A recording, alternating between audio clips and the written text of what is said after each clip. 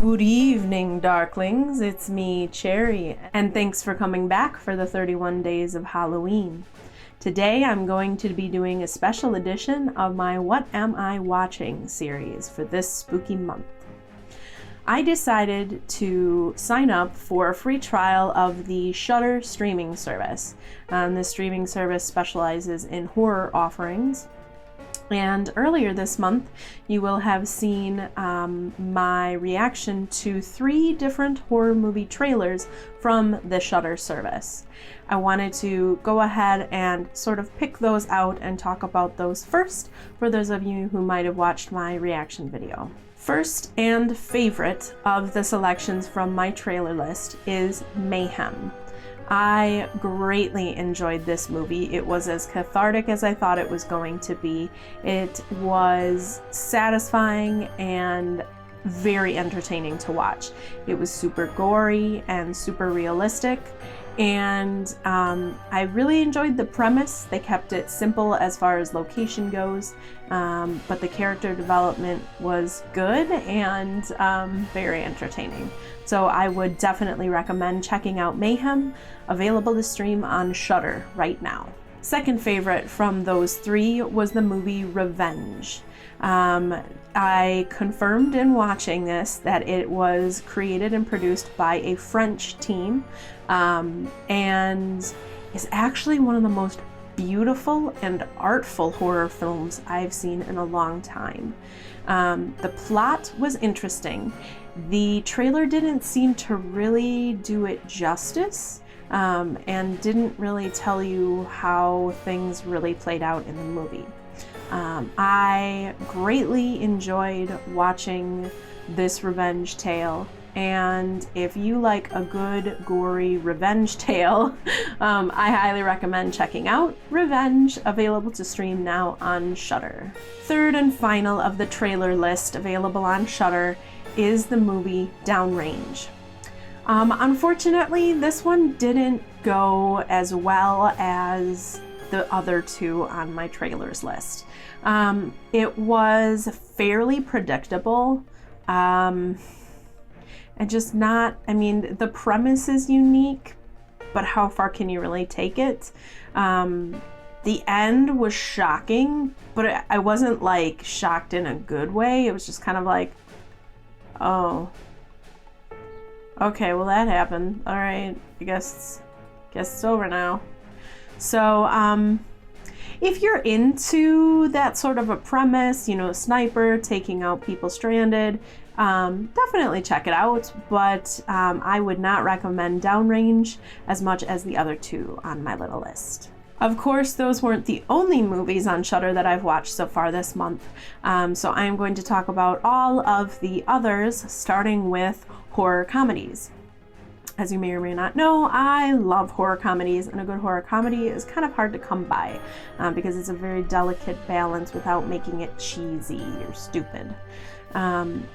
The number 1 pick that I would recommend for any horror comedy enthusiast that I watched was called Deadtectives, and is based on the premise of, you know, the ghost adventures type shows where people go in to supposedly haunted locations and try to determine if it's haunted or if they can help the people who own it. And this team ends up in a real haunted house.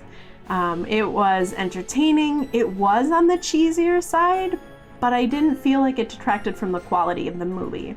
So if you like horror comedies, I highly recommend checking out Deadtectives on Shudder.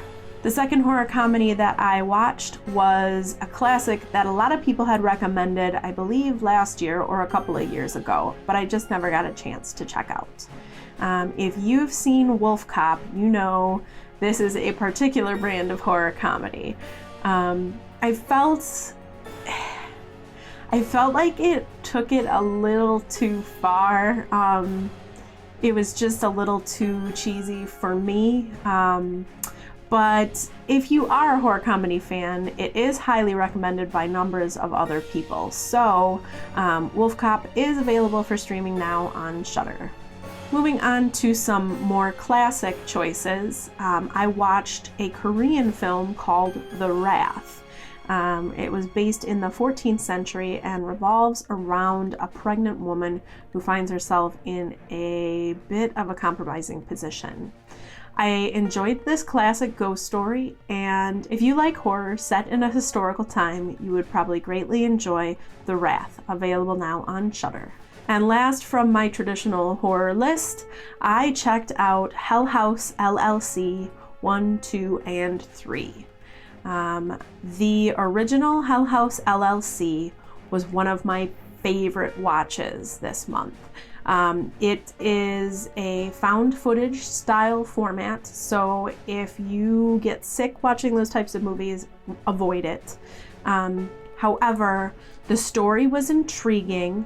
The sense of unease and uncertainty is palpable from the start. It did a really great job of sort of building the tension, and then the ending did not disappoint. So if you haven't checked out Hell House LLC, the first one, I highly recommend it. Hell House 2 was okay. It definitely wasn't as good as the first one. But it wasn't as bad as the third one. Shudder did a decent job trying to sort of like wrap up the story, but I felt like the quality was quite diminished in the making. So while I would recommend Hell House 1 and maybe Hell House 2, you could probably skip Hell House 3. Moving into classics, I checked out Creepshow 2, the movie, which is available for streaming on Shudder right now, and I really enjoyed this anthology classic.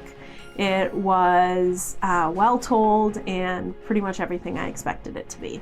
And secondly, on my classics list, I also checked out Reanimator, and greatly enjoyed this classic film and the acting styles of Jeffrey Combs.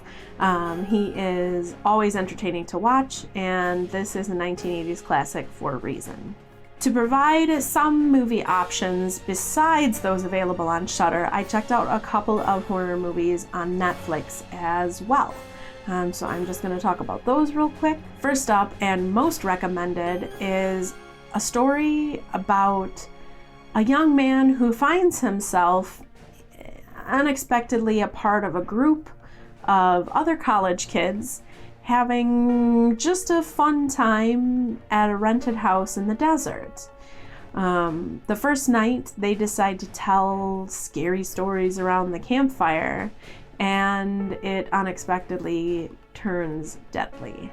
Head count is not something I thought was going to be quite as good as it was.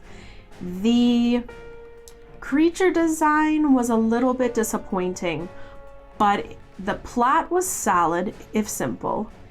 The acting was good, and the execution of the story, the building of the tension and the climax and all of that was really well done. So if you're looking for a solid horror movie choice on Netflix, I recommend Head Count. The second Netflix movie that I checked out was titled House of the Witch. This also lacked in the creature design department. However, it was a solid horror movie otherwise. It centered around some teenagers in a place where they don't belong, if you couldn't tell from the title. And while the creature design wasn't great, I felt like just the classic plot line and the building of the tension and the execution, it was a solid pick. So I would also recommend checking out House of the Witch on Netflix. And lastly, for this month, I did want to include the one show that I watched. It's not a horror show, but it was excellent, and I would recommend it.